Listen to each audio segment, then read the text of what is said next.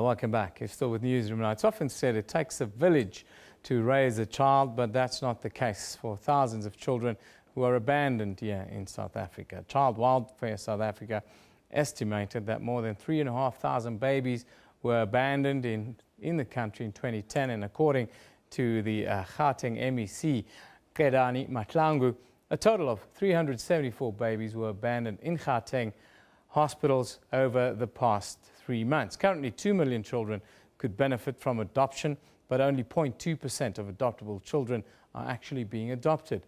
Now, joining us in studio to talk about this is Dee Blackie, who is child protection activist and a researcher. Very good morning to you. Dee, thank you for joining us. Thank you for having me. The numbers are a little bit alarming, but is it even worse than what we see? My thinking is that it probably is. Unfortunately, government hasn't chosen to do research on the issue of child abandonment, despite a lot of interest and a lot of pressure being placed on them for the past 5 or so years. I think, you know, what's very worrying is these statistics that you've talked about now refer to the children who actually are alive. Yeah. There's also the statistics where the children have actually died. And recently what we've discovered is that the police are not even counting abandoned children that are found. They're referring to them not as murders, but rather as inquests.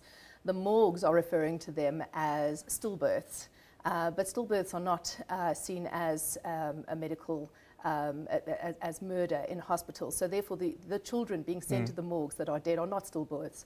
They are in fact our abandoned children. And those numbers are far higher. These numbers, are they is only babies or are they toddlers, older children being abandoned as well? And what does that look like? Again, without research, it's really difficult for us to be able to estimate that. In research I did as part of my master's thesis, I looked at newspaper articles referring to abandonment over a period of about 4 years.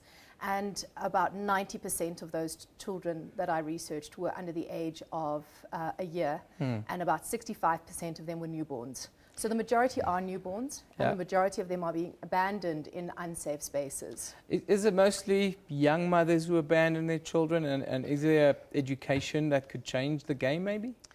Again, research is lacking, but certainly when you talk to child protection experts, people who talk to these women when these women are caught, and also when for abandoning their baby, and also when they, they hand their babies over at various places, they do tend to be younger. There certainly are a lot of young teenage girls. You must remember, in South Africa, you can have an abortion at any age, but you can only legally put your child up for adoption when you are 18 years or older. Up until that point, you need to get the legal permission of your parents, and that's obviously what they're trying to avoid. So yes, they are generally younger. The other concern is that with the new visa regulations, the strictness around visa regulations, it's impossible for somebody who does not have South African citizenship to place their child into the formal child protection system. And therefore, abandonment becomes a survival strategy. You say the research is lacking, but do you see an increase in this trend? Again, until such time as government chooses to actually put these statistics, and we believe government does have these statistics, until they choose to put these on the table from the police, from the morgues, from the child protection organizations, from the education departments and so on. These are all the responsible departments. We can't tell you exactly. But if you talk to child protection experts and advocates around the country, they will tell you that child protection is increasing, and nothing has been done to stem the tide. To support these young women making these survival decisions.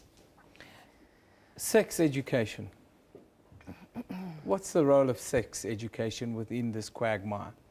I mean, sex education has a role to play, and certainly as in support of the National Adoption Coalition of South Africa, I've developed a number of sex education programs. There's one called Courage Child Protection, and we certainly do that.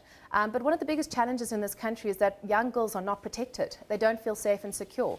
Globally, it's been proved that young girls who feel safe and secure do not fall pregnant. And in this country, we have massive problems with teenage pregnancy.